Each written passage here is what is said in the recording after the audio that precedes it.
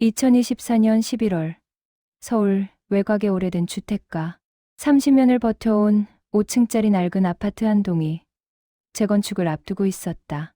시대의 흔적이 켜켜이 쌓인 회색빛 건물은 이제 곧 사라질 운명이었다. 벽면에는 세월의 무게가 균열로 새겨져 있었고 녹슨 베란다 난간에는 누군가의 삶이 아직 매달려 있는 듯했다. 11월의 차가운 바람이 공사장을 휩쓸고 지나갔다. 철거 작업은 벌써 2층까지 진행되어 있었다. 중장비의 굉음 속에서 콘크리트가 부서지고 먼지가 피어올랐다. 그 소음과 먼지 속에서도 한 노인은 철거 현장을 하염없이 바라보고 있었다. 박순자, 75살. 그녀는 이 아파트에서 35년을 살아온 터줏대감이었다. 허리는 굽었지만 눈빛만은 또렷했다. 회색 머리카락을 단정하게 빗어 넘긴 그녀는 두꺼운 패딩 점퍼를 여미고 철거되는 건물을 조용히 응시했다. 그녀의 시선은 3층 어느 한 곳에 고정되어 있었다. 할머니, 위험하니까 좀 뒤로 물러나 계세요. 젊은 공사 감독이 가가와 말했다. 하지만 순자는 꼼짝도 하지 않았다.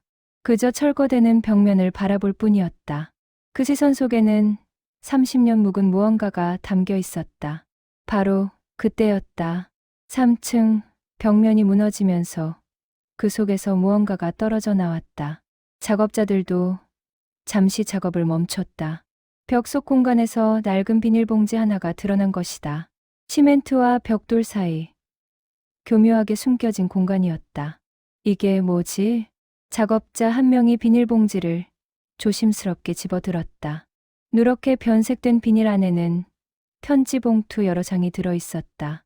30년의 세월을 견딘 종이는 바스러질 듯 연약해 보였다. 순자의 심장이 요동쳤다. 떨리는 다리로 그녀는 작업자에게 다가갔다. 그거 제가 좀 볼 수 있을까요? 목소리가 떨렸다. 작업자는 잠시 망설이다가 조심스럽게 비닐봉지를 건넸다. 순자의 손이 떨렸다. 30년. 그녀가 기다려온 30년의 시간이 바로 이 순간으로 압축되고 있었다. 첫 번째 편지 봉투를 꺼냈다. 누런 봉투 표면에는 가느다란 필체로 이름이 적혀 있었다. 김영희에게. 순자는 그 이름을 보는 순간 눈앞이 아찔해졌다. 김영희. 30년 전 이 아파트에서 흔적도 없이 사라진 이웃의 이름이었다. 손가락으로 봉투를 뜯는 순간 30년의 시간이 한꺼번에 밀려왔다. 편지지는 누렇게 발해 있었지만 글씨는 또렷했다. 떨리는 손으로 편지를 펼쳤다. 영희야, 미안해. 내가 너무 겁이 많았어. 진실을 말할 용기가 없었어. 하지만 이제는 모든 걸 밝혀야 할 것 같아.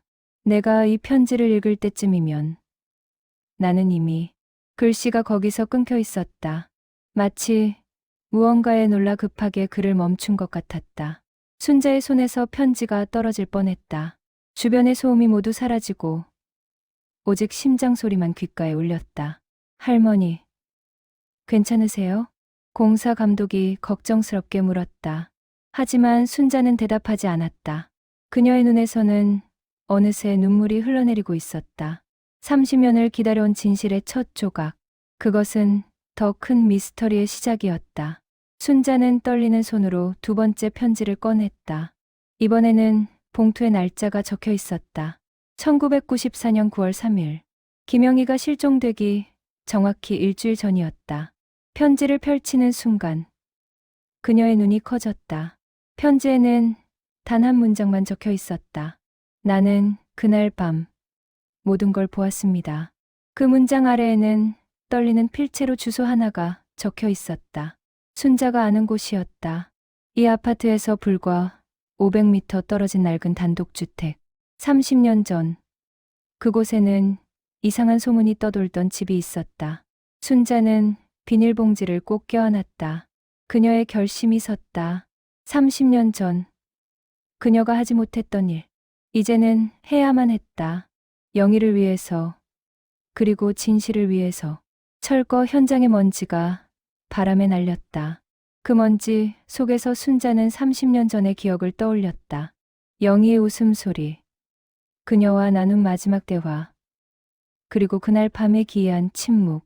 영희야, 이제 내가 진실을 밝혀줄게. 순자의 목소리는 바람에 실려 사라졌다. 하지만 그녀의 결심은 어느 때보다 단단했다.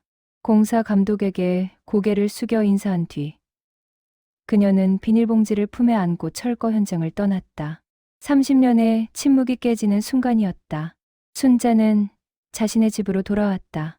재건축으로 인해 비어있는 아파트 단지. 그녀만 홀로 살고 있는 그곳은 묘한 적막감이 감돌았다. 엘리베이터는 이미 운행을 중단한 상태였다. 순자는 힘겹게 계단을 올라 4층 자신의 집에 도착했다. 열쇠로 문을 여는 손이 떨렸다. 집 안은 텅 비어 있었다. 이미 대부분의 짐을 새 아파트로 옮긴 상태였다. 거실 한가운데 놓인 낡은 식탁 하나. 그것만이 이 집의 마지막 가구였다. 순자는 식탁에 비닐봉지를 조심스럽게 올려놓았다. 그리고 하나하나 편지를 꺼내기 시작했다. 모두 7통의 편지가 있었다. 각각의 편지에는 날짜가 적혀 있었다. 1994년 8월 15일부터 9월 3일까지 정확히 20일간의 기록이었다. 순자는 편지를 날짜 순으로 정리했다. 그리고 첫 번째 편지를 다시 펼쳤다. 이번에는 천천히 한 글자 한 글자 읽어 내려갔다. 영희에게, 나는 내 이웃 최은경이야. 우리는 인사만 나누는 사이였지만 나는 내가 어떤 사람인지 알고 있어. 착하고 성실한 사람. 하지만 지금 내가 처한 위험을 너는 모르고 있어. 나는 그걸 알면서도 말하지 못했어. 너무 두려웠거든. 최은경. 순자는 그 이름을 기억했다. 30년 전 3층에 살던 조용한 여성이었다. 영희가 실종된 직후 그녀 역시 갑자기 이사를 갔다. 당시 사람들은 우연의 일치로 생각했다. 하지만 이제 순자는 알았다. 그것은 우연이 아니었다. 은경은 무언가를 알고 있었고 그래서 도망친 것이었다. 그리고 떠나기 전 이 편지들을 벽 속에 숨겨둔 것이었다. 순자는 두 번째 편지를 펼쳤다. 1994년 8월 20일자였다. 영희야, 오늘도 나는 내가 위층으로 올라가는 걸 봤어. 5층, 그 집. 내가 매일 밤 그 집에 가는 이유를 나는 알아. 내 남편의 병원비 때문이지. 하지만 그 돈에는 대가가 있어. 그 집 주인이 너에게 무엇을 요구하는지 나는 우연히 들었어. 순자의 손이 멈췄다. 5층. 30년 전 5층에는 부유한 독신 남성이 살고 있었다.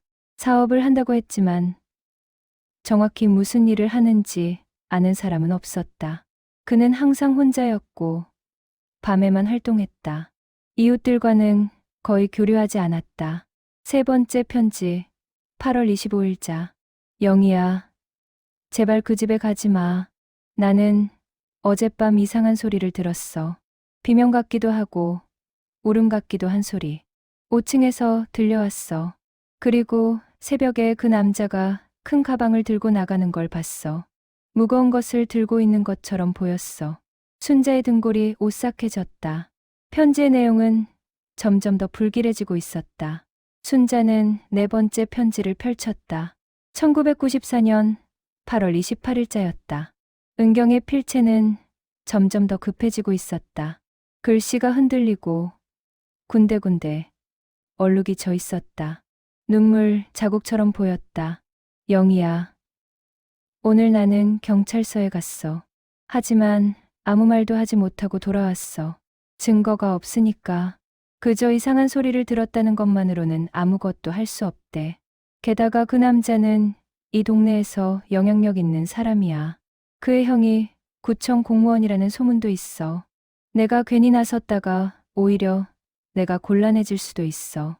순자는 편지를 내려놓고 창밖을 바라봤다. 30년 전 그날 자신도 비슷한 두려움을 느꼈었다. 영희가 실종된 후 경찰이 조사를 나왔을 때 순자는 입을 다물었다. 5층 남자에 대한 의혹을 말하지 못했다. 자신과 가족에게 해가 올까 두려웠던 것이다. 5번째 편지. 8월 30일자. 영희야, 나는 결심했어. 내일 너를 찾아가서 모든 걸 말할 거야. 내가 그 집에 가는 것을 막을 거야. 돈이 필요하면 내가 도와줄게. 얼마 안 되지만 내 적금을 깨서라도 너를 도와줄 거야. 제발, 제발 5층에 가지 마. 순자는 숨을 깊이 들이마셨다. 하지만 은경은 영희를 만나지 못했다. 왜냐하면 그 다음 날 은경 자신이 이상한 일을 겪었기 때문이었다. 6번째 편지. 9월 1일자. 글씨가 난폭하게 흔들리고 있었다. 영희야, 나는 미행당하고 있어. 어제부터 누군가 나를 따라다녀. 5층 남자의 차가 내 뒤를 계속 따라와. 집 앞에도 낯선 남자가 서성이고 있어. 나는 너무 무서워. 경찰에 신고하고 싶지만 뭘 신고해야 할지도 모르겠어. 그저 누군가 나를 지켜보고 있다는 것만으로는 경찰이 움직이지 않을 거야. 순자의 손이 떨렸다. 30년 전 은경이 느낀 그 공포가 지금 자신에게도 전해지는 듯했다. 순자는 마지막 편지, 7번째 편지를 꺼냈다. 9월 3일자. 영희가 실종되기 정확히 일주일 전에 쓴 편지였다. 영희야, 이게 내 마지막 편지가 될 것 같아. 나는 오늘 밤 이 아파트를 떠날 거야. 고향으로 내려가서 한동안 숨어 지낼 거야. 겁쟁이 같지? 하지만 나는 살고 싶어. 이 편지들을 벽 속에 숨겨둘게. 언젠가 누군가 이걸 발견하면 진실이 밝혀질 거야. 영희야, 제발 조심해. 그리고 5층에 가지 마. 그 남자는 위험한 사람이야. 편지는 거기서 끝났다. 하지만 은경의 경고에도 불구하고 영희는 9월 10일 밤 흔적도 없이 사라졌다. 경찰 조사가 있었지만 아무런 단서도 발견되지 않았다. 5층 남자는 그날 밤 외근 중이었다는 알리바이를 제시했다. 그의 차량은 30km 떨어진 공장 CCTV에 찍혀 있었다. 사건은 미제로 남았고 사람들의 기억 속에서 서서히 잊혀졌다. 그리고 30년이 흘렀다. 순자는 편지들을 다시 봉투에 넣었다. 그녀의 머릿속에서는 30년 전의 기억들이 퍼즐처럼 맞춰지기 시작했다. 영희의 남편은 중병을 앓고 있었다. 치료비가 많이 들었다. 영희는 낮에는 식당에서 일하고 밤에는 5층에 갔다. 당시 사람들은 영희가 5층 남자에게 돈을 빌리러 간다고 생각했다. 하지만 은경의 편지를 읽은 지금 순자는 다른 가능성을 생각하게 되었다. 영희는 돈을 빌린 것이 아니라 무언가 다른 것을 했을지도 모른다. 그리고 그것이 그녀의 목숨을 앗아간 것인지도 모른다. 순자는 일어섰다. 오후 4시 해가 서서히 지고 있었다. 그녀는 결심했다. 은경을 찾아야 한다. 30년 전 이 동네를 떠난 은경을 찾아서 그날 밤 무슨 일이 있었는지 들어야 한다. 순자는 옛 주소록을 뒤졌다. 다행히 은경의 고향 주소가 적혀 있었다. 경상남도 작은 시골 마을. 은경이 그곳에 아직 살고 있을지는 알 수 없었다. 하지만 시도는 해봐야 했다. 다음 날 아침, 순자는 고속버스 터미널로 향했다. 3시간 거리의 여행이었다. 버스 안에서 그녀는 창밖을 바라보며 생각에 잠겼다. 30년. 그녀가 침묵했던 30년. 그 침묵이 영희에 대한 배신이었을까? 오후 2시, 버스는 작은 터미널에 도착했다. 순자는 택시를 타고 은경의 고향 마을로 향했다. 산으로 둘러싸인 조용한 마을이었다. 논밭이 펼쳐져 있고 낡은 기와집들이 몇 채 보였다. 이 동네에 최은경이라는 사람 아세요? 택시 기사에게 물었다. 기사는 잠시 생각하더니 고개를 끄덕였다. 아, 은경 씨. 마을 끝에 혼자 사는 분이요. 30년 전쯤에 서울에서 내려오셨죠. 순자의 심장이 뛰었다. 은경은 아직 이곳에 있었다. 택시는 마을 끝 작은 집 앞에 멈췄다. 담장 너머로 작은 텃밭이 보였고 낡은 단층집이 서 있었다. 순자는 대문을 두드렸다. 잠시 후 문이 열렸다.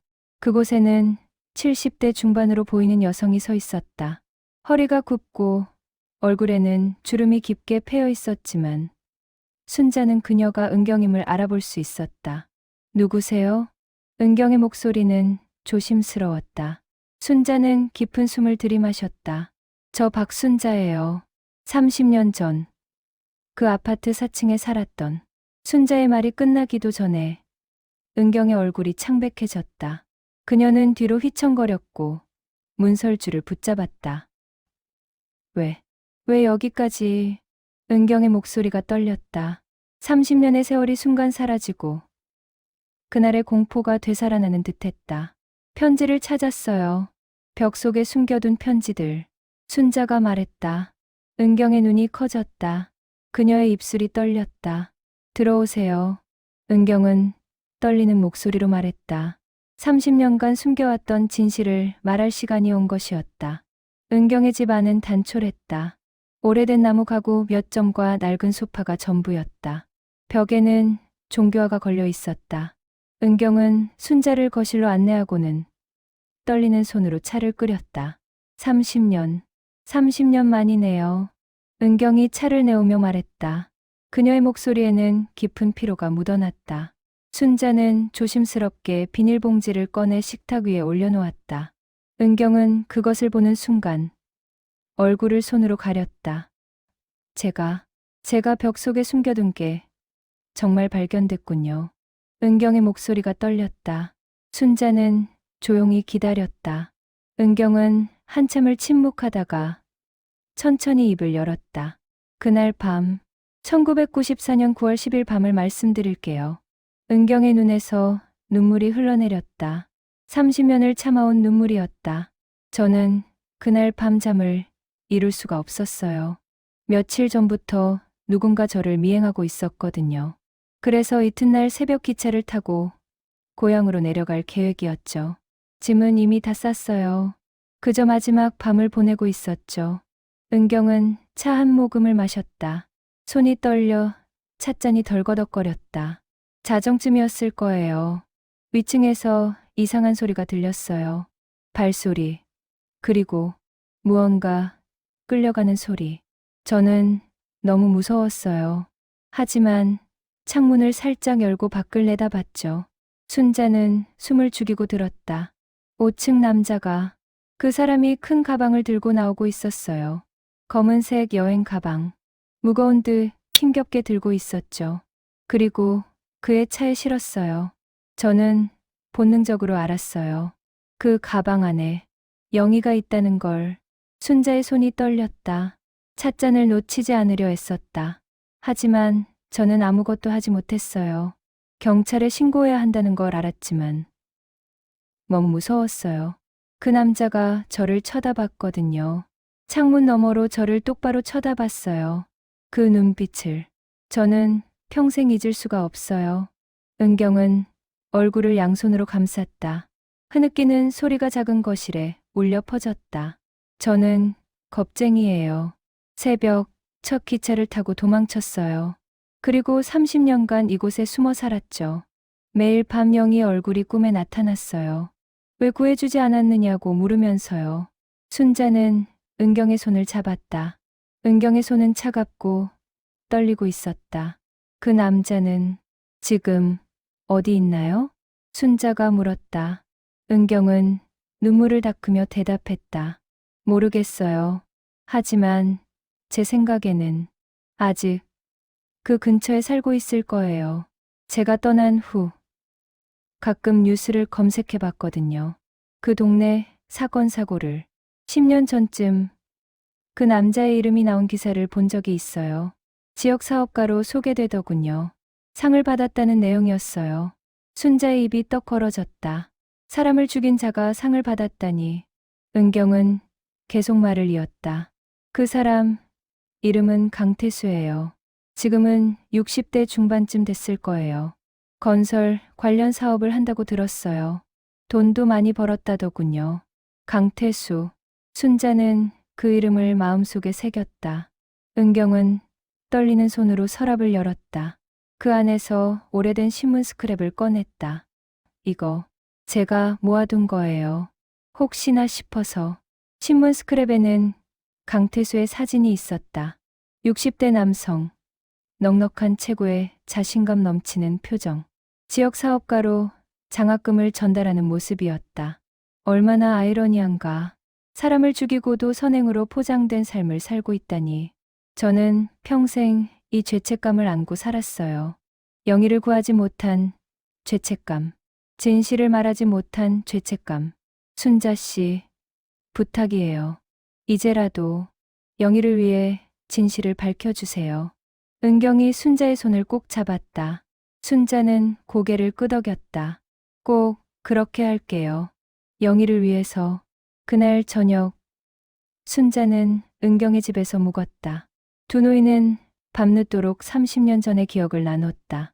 영희의 미소, 그녀의 착한 마음, 남편을 위해 희생하던 모습, 그리고 그녀가 사라진 그날 밤의 기억들. 다음 날 아침, 순자는 서울로 돌아왔다.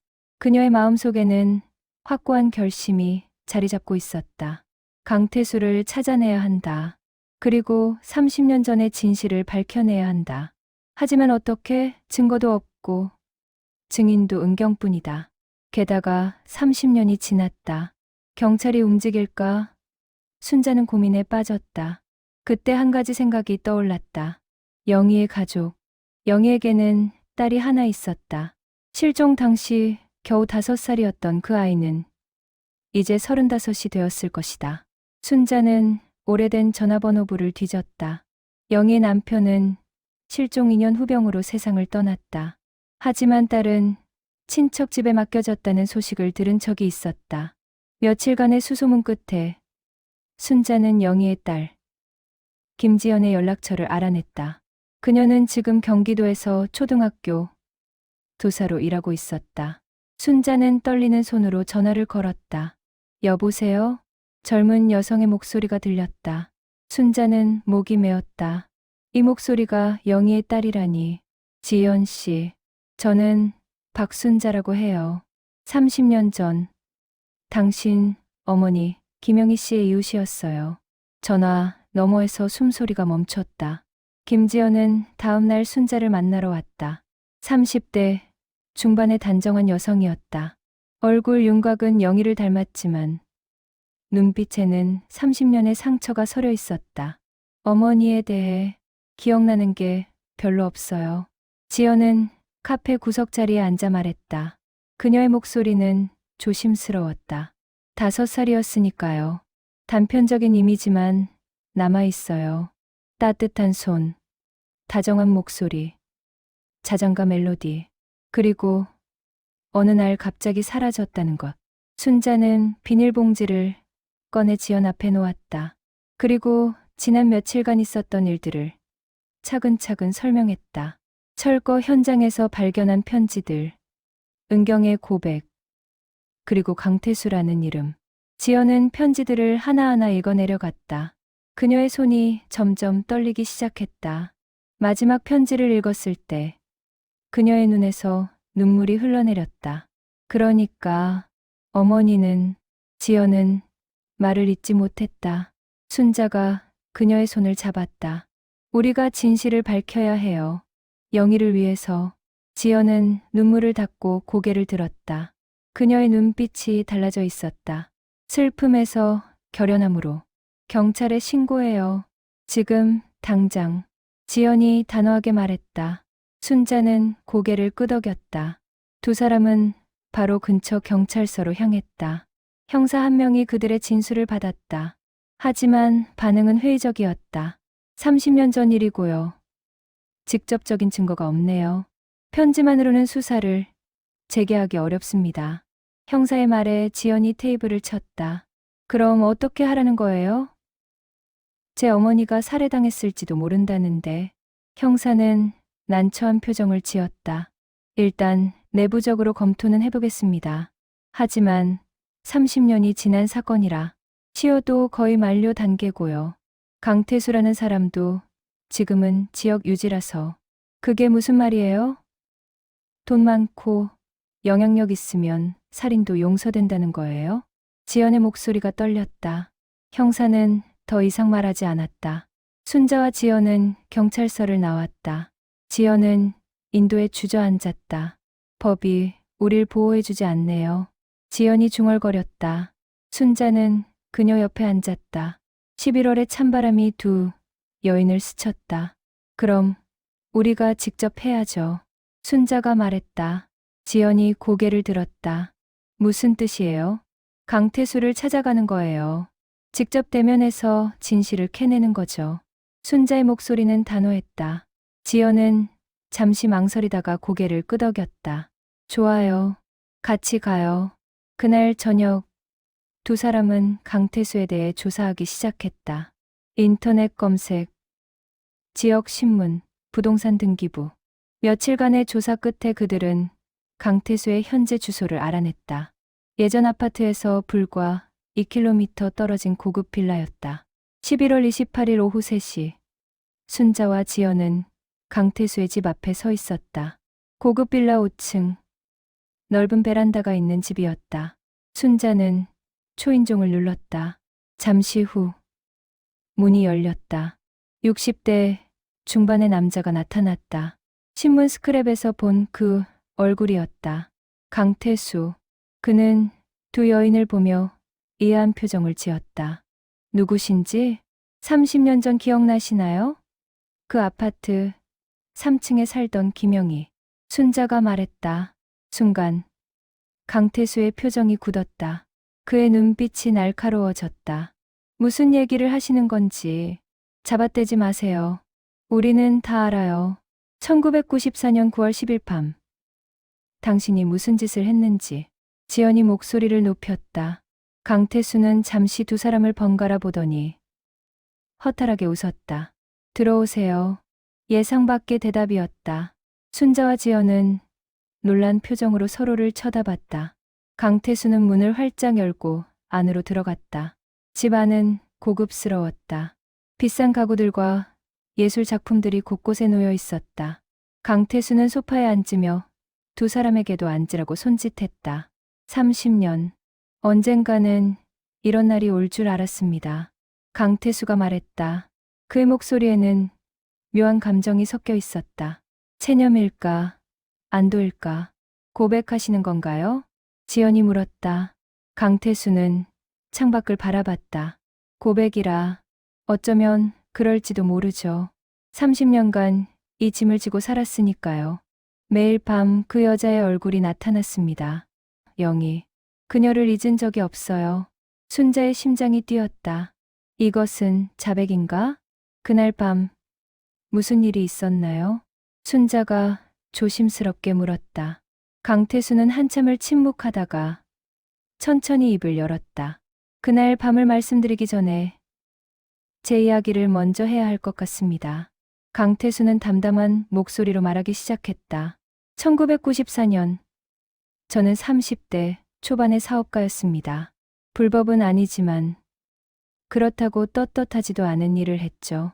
고리대금업이었습니다. 사채를 놓는 일. 당시에는 그게 빠르게 돈을 버는 방법이었으니까요. 지연이 주먹을 쥐었다. 순자는 그녀를 진정시키려 손을 잡았다. 김영희 씨는 제 고객 중 한 명이었습니다.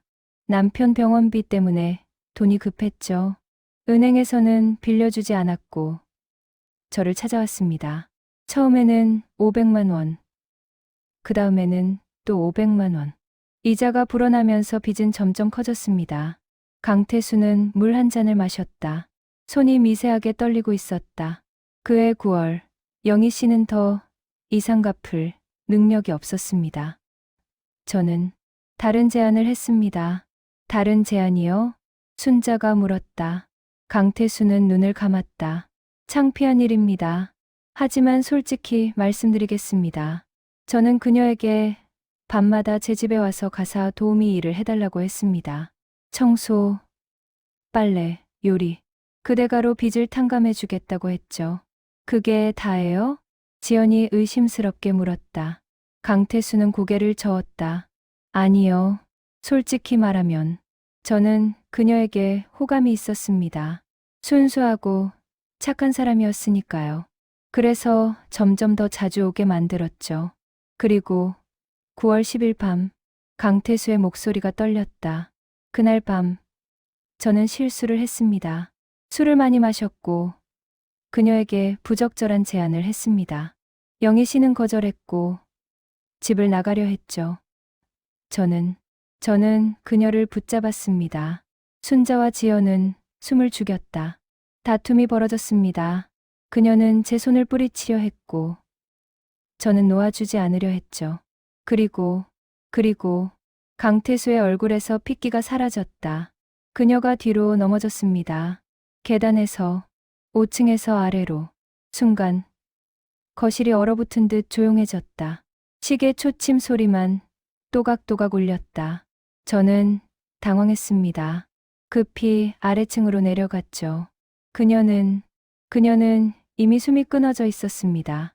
목뼈가 부러진 것 같았어요. 지연이 비명을 질렀다. 어머니. 순자가 지연을 꼭 안았다. 강태수는 고개를 숙인 채 계속 말했다. 저는 겁이 났습니다. 살인자가 될 수는 없었어요. 가족이 있었고, 사업이 있었고, 앞날이 있었으니까요. 그래서 시신을 숨겼습니다. 어디에? 순자가 떨리는 목소리로 물었다. 강태수는 한참을 침묵했다. 제가 소유한 공장 부지였습니다. 당시 신축 중이던 건물의 지하. 거기 콘크리트를 붓기 전이었죠. 시신을 그곳에, 그리고 다음 날 콘크리트를 부었습니다. 지연이 울음을 터뜨렸다. 30년간 행방불명이었던 어머니. 그녀는 차가운 콘크리트 아래 묻혀 있었던 것이다. 그 공장은 지금 어디에 있나요? 순자가 물었다. 강태수는 주소를 적어 건넸다. 경기도 외곽의 공단 지역이었다. 건물은 아직 그대로 있습니다. 제 소유의 창고로 쓰고 있죠. 지하 주차장. 거기입니다. 순자는 주소를 받아들었다. 그녀의 손이 떨렸다. 왜 이제야 말하는 거예요? 30년 동안 숨기고 살면서. 지연이 소리쳤다. 강태수는 고개를 들었다. 그의 눈에는 눈물이 고여 있었다. 매일 밤 꿈을 꿨습니다. 영희 씨가 나타나서 묻는 꿈. 왜 나를 이렇게 만들었느냐고. 저는 속죄하고 싶었어요. 하지만 방법을 몰랐습니다. 자수하면 가족이 무너지고, 사업이 무너지고, 모든 게 끝나니까요. 그래서 착한 사람 행세를 하며 산 거예요? 장학금 주고, 봉사활동하고. 순자가 냉정하게 물었다. 강태수는 고개를 끄덕였다. 위선이었죠. 하지만 그것밖에 할 수 없었어요. 돈으로 속죄할 수 있다면 얼마든지 내놓을 생각이었습니다.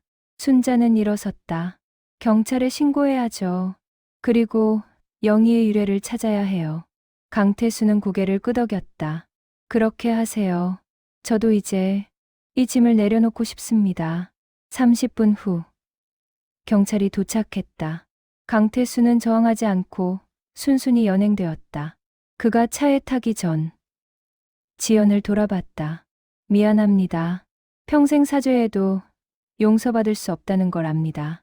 지연은 대답하지 않았다. 그저 눈물만 흘렸다. 경찰차가 떠나고 순자와 지연만 남았다. 이제 어머니를 찾을 수 있겠네요. 지연이 떨리는 목소리로 말했다. 순자는 그녀를 껴안았다.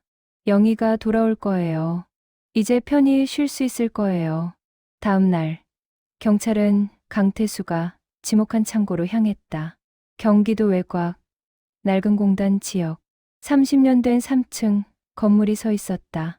외벽은 세월의 흔적으로 얼룩져 있었고 주차장 입구에는 녹슨 철문이 굳게 닫혀 있었다.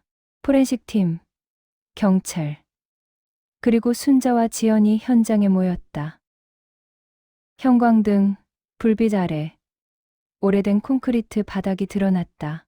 강태수의 진술에 따르면 이 구역입니다. 형사가 바닥 한쪽을 가리켰다.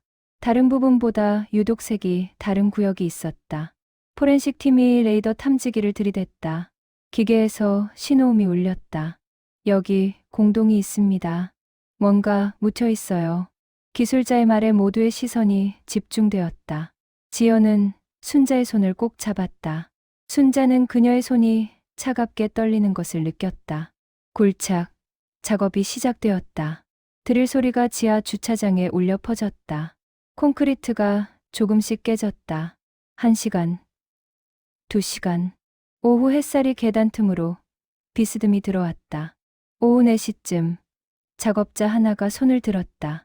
뭔가 나왔습니다. 모두가 숨을 죽였다. 콘크리트 아래에서 낡은 천 조각이 드러났다. 그리고 그 아래 뼈, 유골입니다. 포렌식 팀장이 조심스럽게 말했다. 지연이 비틀거렸다. 순자가 그녀를 부축했다. 지연아, 잠깐 밖에 나가 있어. 아니에요. 저 여기 있을 거예요. 어머니 곁에. 지연의 목소리는 떨렸지만 단호했다. 발굴, 작업은 계속되었다. 조심스럽게, 한 조각 한 조각. 30년간 어둠 속에 갇혀있던 유해가 빛을 보았다. 성인 여성으로 추정됩니다. 목뼈에 골절 흔적이 있네요. 포렌식 팀원이 보고했다. 강태수의 진술과 일치하는 부분이었다. 유해의 옆에서 작은 물건들도 발견되었다. 녹슨 목걸이, 낡은 반지, 그리고 작은 지갑. 지갑을 열자 안에서 낡은 사진 한 장이 나왔다. 비닐로 쌓여 있어서 다행히 보존되어 있었다. 사진 속에는 젊은 여성과 어린 소녀가 웃고 있었다. 영희와 5살 지연이었다. 어머니, 지연이 무릎을 꿇었다. 30년 만에 만난 어머니, 뼈만 남은 모습이었지만 그것은 확실히 어머니였다. 순자도 눈물을 흘렸다. 유해는 조심스럽게 수습되었다. DNA 검사를 위해 검찰청으로 보내졌다. 하지만 신원 확인은 거의 확실했다. 강태수의 진술, 위치, 골절 흔적, 그리고 개인 물품들. 모든 것이 김영희를 가리키고 있었다. 일주일 후 DNA 검사 결과가 나왔다. 지연의 DNA와 일치했다. 공식적으로 확인되었다. 30년 전 실종된 김영희. 그녀는 차가운 콘크리트 아래 묻혀 있었다. 장례식이 치러졌다. 작은 장례식장이었지만 많은 사람이 찾아왔다. 30년 전 이웃들, 지연의 친구들, 그리고 은경도 고향에서 올라왔다. 은경은 영정 앞에 무릎을 꿇고 한참을 울었다. 영희야, 미안해. 내가 그렇게 고통받을 때 나는 도망쳤어. 용서해줘. 순자도 영정 앞에 섰다. 영희야, 이제 편히 쉬어. 우리가 진실을 밝혔어. 내 딸도 이제 진실을 알게 됐어. 지연은 어머니의 영정을 안고 하염없이 눈물을 흘렸다. 30년의 기다림, 30년의 의문, 그 모든 것이 이제 끝났다. 강태수는 구속되어 재판을 기다렸다. 그는 모든 혐의를 인정했다. 살인, 시신은폐, 증거인멸. 검찰은 15년형을 구형했다. 30년 전 사건이라 살인죄 공소시효는 지났지만 시신은폐와 유기 혐의는 여전히 유효했다. 재판정에서 강태수는 지연을 마주봤다. 평생 속죄하며 살겠습니다. 용서를 구하지는 않겠습니다. 다만 당신 어머니는 정말 좋은 분이었다는 것만은 알아주세요. 지연은 대답하지 않았다. 그저 조용히 재판정을 나왔다. 영희 유해는 화장되어 작은 봉안당에 모셔졌다. 남편의 유골 옆이었다. 30년 만에 부부는 다시 만났다. 지연은 매주 봉안당을 찾았다. 어머니와 아버지에게 자신의 일상을 이야기했다. 학교에서 있었던 일, 학생들의 이야기, 일상의 소소한 일들. 엄마, 저 이제 선생님이 됐어요. 아이들을 가르치고 있어요. 엄마가 저를 사랑했던 것처럼 저도 아이들을 사랑하며 살고 있어요. 사건이 알려지면서 언론의 관심이 쏟아졌다. 30년 만에 밝혀진 실종 사건. 콘크리트 아래 묻힌 진실. 뉴스와 신문이 연일 보도했다. 하지만 순자와 지연, 은경은 인터뷰를 거절했다. 이것은 구경거리가 아니었다. 한 여인의 비극이었고 그녀를 기억하는 사람들의 슬픔이었다. 12월이 왔다. 첫눈이 내리던 날 순자는 새 아파트로 이사를 갔다. 30년을 살았던 그 동네를 떠나는 것이었다. 짐을 정리하면서 그녀는 영희와의 추억들을 떠올렸다. 처음 이사 왔을 때 영희가 떡을 들고 왔던 일, 아이를 봐달라고 부탁했던 일, 남편 병원비 걱정을 나누던 일, 그리고 마지막으로 본 그날 영희의 지친 얼굴. 내가 더 관심을 가졌더라면. 순자는 중얼거렸다. 하지만 과거는 바꿀 수 없었다. 다만 그 교훈을 기억할 뿐이었다. 새 아파트는 밝고 따뜻했다. 하지만 순자의 마음 한구석은 여전히 무거웠다. 30년의 침묵이 가져온 죄책감은 쉽게 사라지지 않았다. 며칠 후 지연이 찾아왔다. 그녀는 순자에게 작은 상자를 건넸다. 어머니, 유품 중에서 할머니께 드리고 싶은 게 있어서요. 상자를 열자 낡은 사진첩이 들어있었다. 30년 전의 사진들, 아파트 단지에서 찍은 사진, 이웃들과 함께 찍은 사진. 그 속에 순자의 모습도 있었다. 젊은 순자와 젊은 영희가 나란히 서서 웃고 있었다. 어머니가 할머니를 좋은 이웃으로 생각했대요. 친척 아주머니한테 들었어요. 지연의 말에 순자의 눈시울이 붉어졌다. 나도 영희를 좋아했어. 참 착한 사람이었지. 두 사람은 한참을 사진을 보며 이야기를 나눴다. 30년 전의 기억들, 그 시절의 이야기들. 그것은 슬프면서도 따뜻한 시간이었다. 할머니, 하나 여쭤봐도 될까요? 지연이 조심스럽게 물었다. 그래, 말해봐. 할머니는 왜 이렇게까지 어머니를 위해 애쓰셨어요? 30년 전 일인데 그냥 묻어둘 수도 있었잖아요. 순자는 잠시 창밖을 바라봤다. 첫눈이 내리고 있었다. 속죄야. 30년 전 내가 침묵했던 것에 대한 속죄.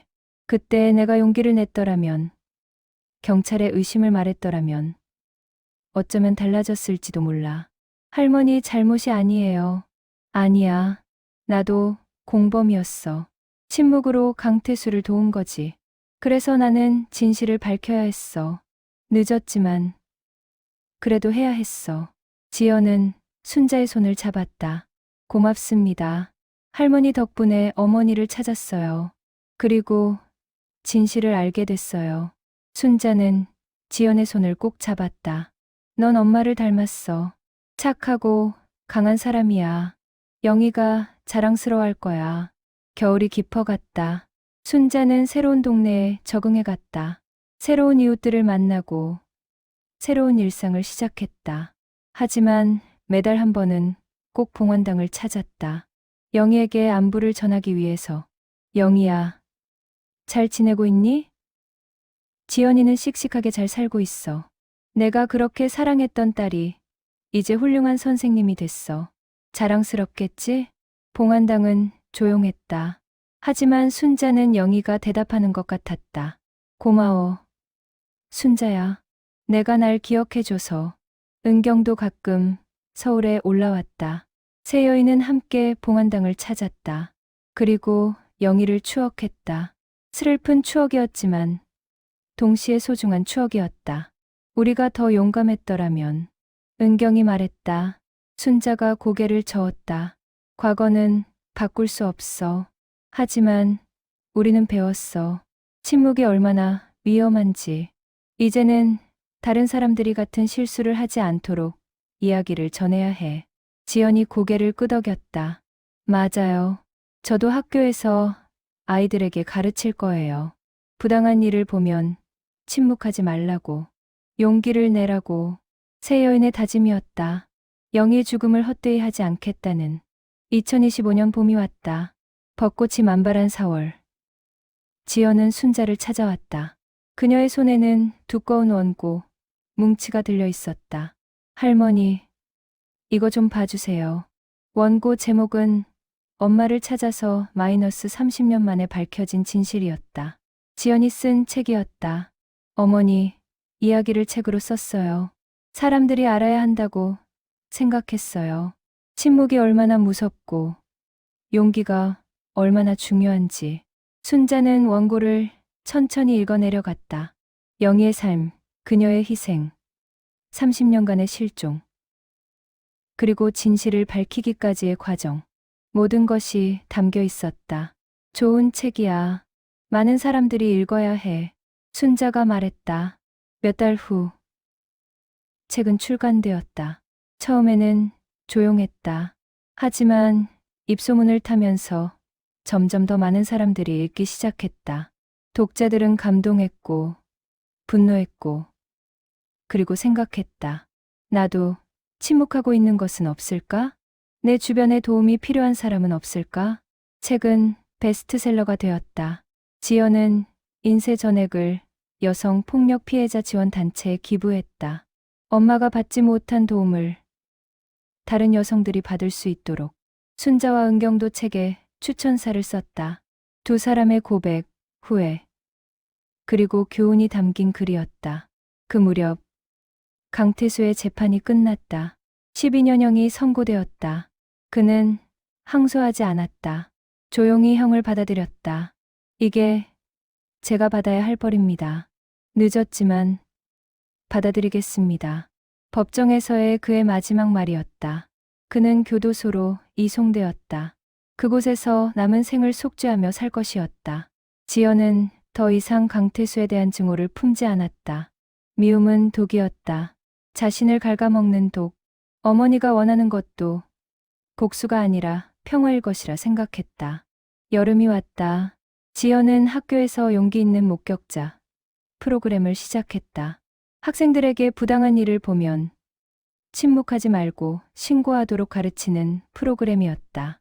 학교 폭력, 가정 폭력, 아동학대, 어떤 형태의 폭력이든 방관하지 말라는 메시지였다. 첫 수업에서 지연은 어머니 이야기를 했다. 학생들은 숙연해졌다. 한 학생이 손을 들었다. 선생님. 그럼 선생님, 어머니를 구할 수 있었을까요? 만약 누군가 용기를 냈더라면? 지연은 잠시 생각했다. 어쩌면 그랬을지도 모르지. 하지만 확실한 건 시도조차 하지 않으면 절대 구할 수 없다는 거야. 우리가 할 수 있는 건 시도하는 것. 작은 용기를 내는 것이야. 학생들은 고개를 끄덕였다. 그날 이후 몇몇 학생들이 지연을 찾아왔다. 가정에서의 어려움, 친구 사이의 문제들. 지연은 한 명 한 명 귀 기울여 들었고 도움을 주었다. 가을이 왔다. 단풍이 붉게 물들던 10월 순자는 지역 노인회에서 강연을 했다. 제목은 침묵을 깨는 용기였다. 70대 이상 노인들이 모인 자리였다. 우리 세대는 참는 것이 미덕이라고 배웠습니다. 남의 일에 끼어들지 말라고 배웠죠. 하지만 저는 30년 전 그 침묵이 한 사람의 목숨을 앗아갔다는 것을 압니다. 청중들은 조용히 들었다. 순자는 영희의 이야기를 했다. 그리고 자신의 후회를 솔직하게 털어놓았다. 저는 겁쟁이였습니다. 하지만 이제는 말합니다. 우리 주변에 힘들어하는 사람이 있다면 침묵하지 마세요. 작은 관심, 작은 도움이 누군가의 생명을 구할 수 있습니다. 강연이 끝난 후 한 노인이 다가왔다. 저도 비슷한 경험이 있습니다. 20년 전 옆집에서 이상한 소리가 들렸는데 못 본 척했어요. 그 집 아내분이 나중에 입원했다는 소식을 들었죠. 평생 후회하며 살고 있습니다. 순자는 그의 손을 잡았다. 이제라도 늦지 않았어요. 주변을 돌아보세요. 그리고 도움이 필요한 사람이 있다면 손을 내밀어 주세요. 그날 이후 노인회는 이웃 돌보기 캠페인을 시작했다. 혼자 사는 노인, 어려움에 처한 가정, 도움이 필요한 이웃들을 찾아 작은 도움을 주는 활동이었다. 겨울이 다시 왔다. 영희가 발견된 지 1년이 지났다. 지연은 봉안당에서 작은 추도식을 열었다. 순자, 은경, 그리고 몇몇 옛 이웃들이 참석했다.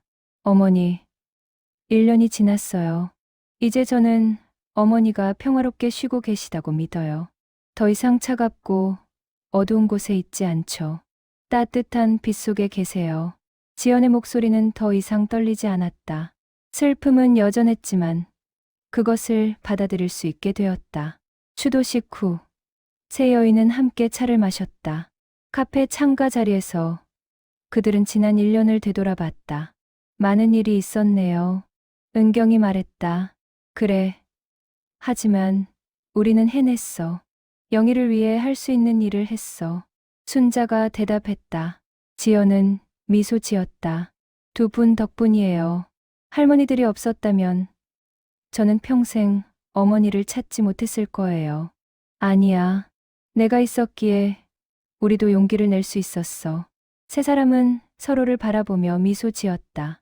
슬픔 속에서 만난 인연이었지만 이제는 서로에게 힘이 되어주는 존재가 되었다. 그 겨울 지연에게 특별한 일이 있었다. 한 남성이 그녀에게 청혼을 한 것이었다. 같은 학교에서 일하는 동료, 교사였다. 3년간 지연을 지켜봐온 사람이었다. 제가 당신의 아픔을 다 이해할 수는 없어요. 하지만 함께 있고 싶어요. 당신이 행복했으면 좋겠어요. 지연은 고민했다. 어머니를 잃은 상처, 30년간의 의문, 그리고 지난 1년의 격동. 그 모든 것을 뒤로하고 새로운 삶을 시작해도 될까? 순자에게 조언을 구했다. 할머니, 제가 행복해져도 될까요? 어머니는 행복하지 못했는데 순자는 지연의 손을 잡았다. 영희가 가장 원하는 게 뭘까? 내가 불행하게 사는 거? 아니야. 내가 행복하게 사는 거야. 그게 엄마에 대한 최고의 보답이야. 지연은 눈물을 흘렸다. 그리고 결심했다. 행복해지기로. 어머니가 누리지 못한 행복을 자신은 누리기로. 2026년 봄, 지연은 결혼했다. 작은 결혼식이었다. 신랑 측, 가족과 신부 측에서는 순자와 은경이 참석했다. 지연에게는 혈육이 없었지만 이 두 할머니가 있었다. 식장에는 영희의 사진이 놓여 있었다. 젊은 시절의 영희가 환하게 웃고 있는 사진. 지연은 사진 앞에 꽃다발을 놓았다. 엄마, 저 행복할게요. 엄마가 지켜봐 주세요. 결혼식은 따뜻하고 감동적이었다. 눈물도 있었지만 더 많은 미소가 있었다. 새로운 시작이었다. 신혼여행에서 돌아온 지연은 순자를 찾았다. 선물을 가지고 왔다. 할머니, 이거 받으세요. 제 결혼을 축하해 주셔서 감사해요. 작은 액자였다. 액자 안에는 편지가 담겨 있었다. 지연이 순자에게 쓴 편지였다. 순자 할머니께, 할머니를 만난 것은 제 인생의 축복입니다. 할머니가 아니었다면 저는 평생 어머니를 그리워하며 살았을 거예요. 하지만 이제는 어머니를 보내드릴 수 있게 되었어요. 평화롭게. 할머니는 제게 용기를 가르쳐 주셨어요. 진실을 마주하는 용기, 과거를 받아들이는 용기, 그리고 다시 행복해질 용기를. 저는 할머니를 제 가족으로 생각합니다. 앞으로도 함께 해주세요. 제 인생의 모든 순간에. 사랑하는 지연 올림. 순자는 편지를 읽으며 눈물을 흘렸다. 기쁨의 눈물이었다. 고맙다. 지연아, 나도 너를 내 손녀처럼 생각해. 봄이 깊어갔다. 순자는 자신의 아파트 베란다에서 꽃을 키우기 시작했다. 장미, 백합, 그리고 영희가 좋아했던 제비꽃. 꽃들은 햇살을 받으며 무럭무럭 자랐다. 은경도 고향에서 작은 텃밭을 가꾸며 평화롭게 살았다. 가끔 서울에 올라와 순자와 지연을 만났다. 세 사람의 우정은 깊어져 갔다. 강태수는 교도소에서 모범수로 지냈다. 다른 재소자들에게 글을 가르치고 작은 도서관을 만드는데 도움을 주었다. 그는 매일 영희에게 편지를 썼다. 보내지 않는 편지, 그저 속죄의 글. 2027년 가을, 지연에게 특별한 소식이 있었다. 임신이었다. 새 생명이 자라고 있었다. 지연은 순자에게 가장 먼저 소식을 전했다. 할머니, 저 엄마가 될 거예요. 순자는 지연을 껴안았다. 축하해. 지연아, 넌 훌륭한 엄마가 될 거야. 아기 이름을 영희로 지으려고 해요. 딸이든 아들이든. 순자의 눈에 눈물이 고였다. 영희가 좋아할 거야. 그 이름이 이어지는 것을. 몇 달 후, 봄이 왔다. 벚꽃이 흩날리는 4월. 지연은 딸을 낳았다. 이름은 김영희. 할머니의 이름을 이어받은 아기였다. 순자와 은경은 산후조리원에 아기를 보러 갔다. 작은 아기가 포근한 담요에 쌓여 자고 있었다. 꼭 영희를 닮았네. 은경이 속삭였다. 순자는 고개를 끄덕였다. 그래, 영희의 환생 같아. 지연은 아기를 안으며 말했다. 이 아이에게 할머니 이야기를 들려줄 거예요. 할머니가 얼마나 착하고 용감한 사람이었는지, 그리고 어떻게 우리가 할머니를 찾았는지, 그리고 침묵하지 않는 것의 중요성도 가르쳐야지. 순자가 덧붙였다. 지연은 미소 지었다. 물론이죠. 이 아이는 목소리를 내는 법을 배울 거예요. 부당한 일을 보면 침묵하지 않는 사람으로 자랄 거예요. 아기 영희는 새 여인의 축복 속에서 자라기 시작했다. 지연은 훌륭한 엄마가 되었다. 순자와 은경은 대리 할머니가 되어 아기를 돌봤다. 여름이 왔다. 지연의 책 엄마를 찾아서가 드라마로 제작된다는 소식이 들렸다. 많은 사람들에게 영희의 이야기가 전해질 것이었다. 엄마 이야기가 드라마가 되어 많은 사람들이 엄마를 기억할 거예요. 봉안당에서 지연은 어머니에게 말했다. 아기 영희를 안고, 그리고 엄마 손녀예요. 엄마, 이름을 가진 아이. 이 아이는 엄마처럼 착하고 강하게 자랄 거예요. 가을이 왔다. 순자는 80살이 되었다. 생일날 지연이 가족과 함께 찾아왔다. 남편, 아기 영희, 그리고 은경도 함께였다. 축하합니다. 할머니. 작은 케이크에 초가 켜졌다. 순자는 눈을 감고 소원을 빌었다. 영희야, 잘 쉬고 있니? 내 딸은 행복하게 잘 살고 있어. 그리고 내 손녀도 건강하게 자라고 있어. 내가 이루지 못한 행복을 내 가족이 이루고 있어. 행복을 내 가족이 이루고 있어. 초를 불었다. 모두가 박수를 쳤다. 아기 영희가 깔깔 웃었다. 겨울이 왔다. 첫눈이 내리는 날, 순자는 창가에 앉아 눈을 바라봤다. 하얀 눈송이가 조용히 내려왔다. 마치 영희가 보내는 편지 같았다. 순자야, 고마워.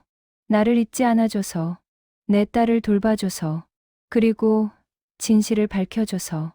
순자는 미소 지었다. 천만에, 영희야, 우리 친구잖아. 그날 밤, 순자는 오랜만에 편안한 잠을 잤다. 30년간 그녀를 괴롭혔던 죄책감이 사라진 것 같았다. 꿈속에서 영희를 만났다. 젊은 시절의 영희가 환하게 웃고 있었다. 잘했어, 순자야.